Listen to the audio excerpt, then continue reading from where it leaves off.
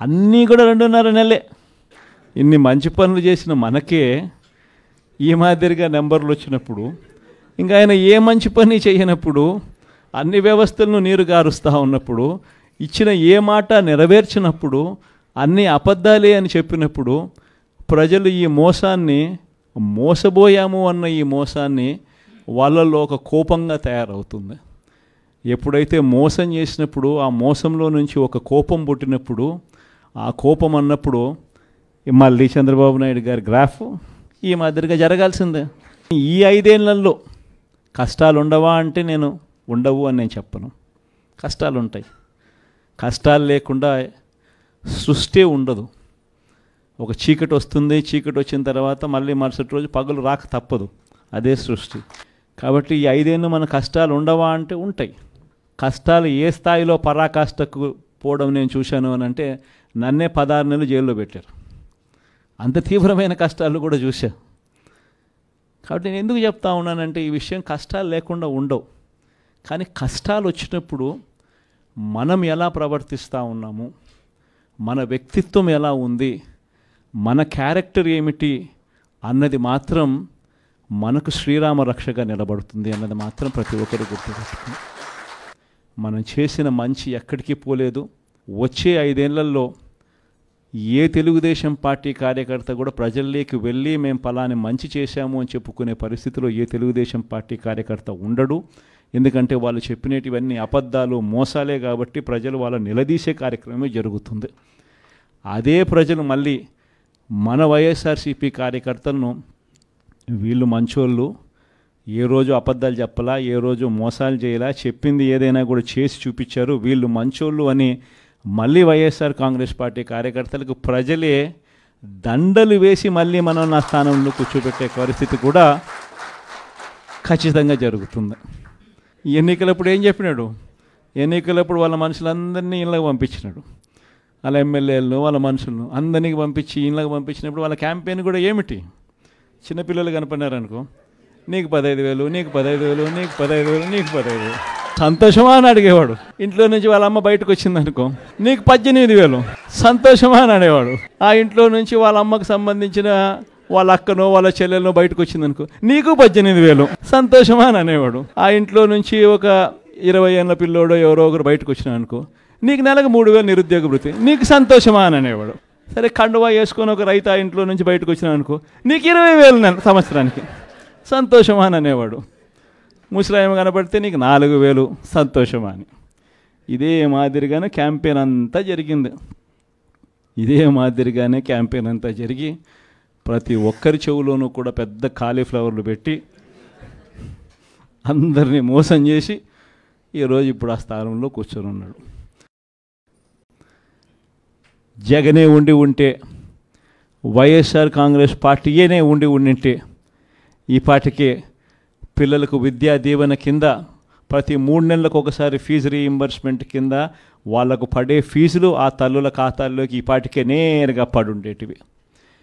అదే తల్లుల ఖాతాల్లో పడాల్సిన ఫీజు రీయింబర్స్మెంట్, విద్యా దీవెన మామూలుగా ప్రతి 3 నెలలకు ఒకసారి ప్రతి త్రైమాసికానికి అయిపోయిన వెంటనే ఇచ్చే పరిస్థితుల నుంచి ఇప్పటికే 2 త్రైమాసికాలు దాటిపోయాయి.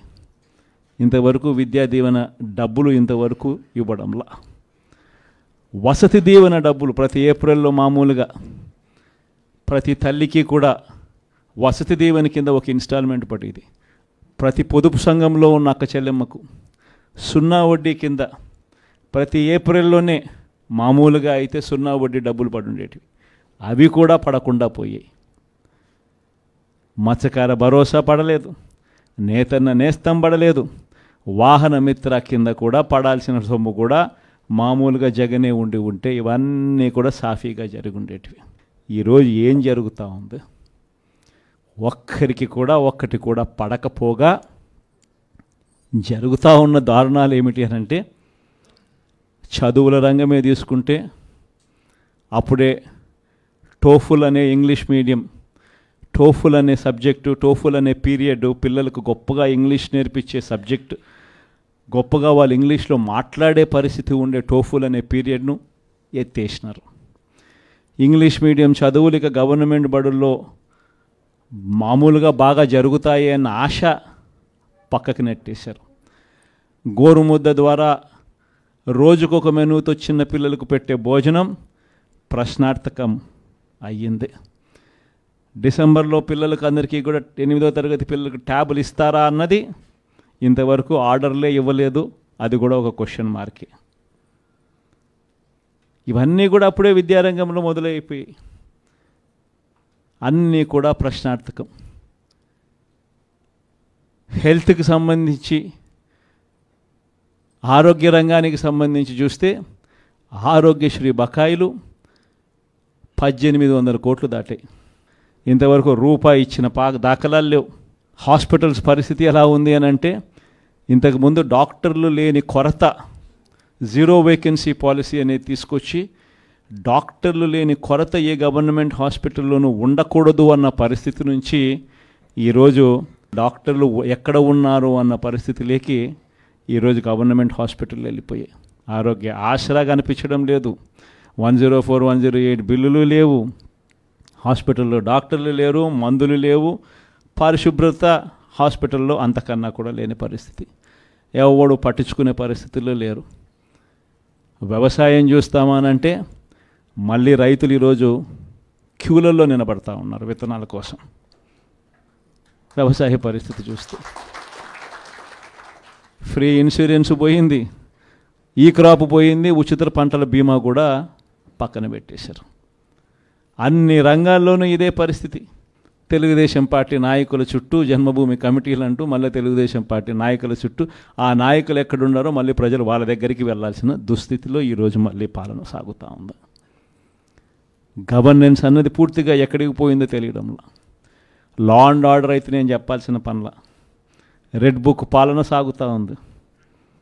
గ్రామ స్థాయిలో కక్షలను ప్రోత్సహించకూడదు అన్నది పక్కన పెట్టేసి, గ్రామ స్థాయిలో ప్రోత్సహిస్తూ మీరు చేసుకోండి, వెనకాల పోలీసులను మేము చూసుకుంటాము అని చెప్పి రెడ్ బుక్ పాలనతో ఈరోజు లా అండ్ ఆర్డర్ను పనంగా పెట్టి ఈరోజు పాలన సాగిస్తూ ఉన్నారు.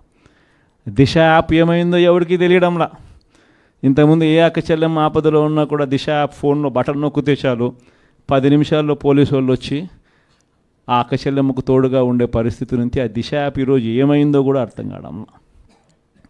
అన్నీ కూడా 2.5 నెలలే.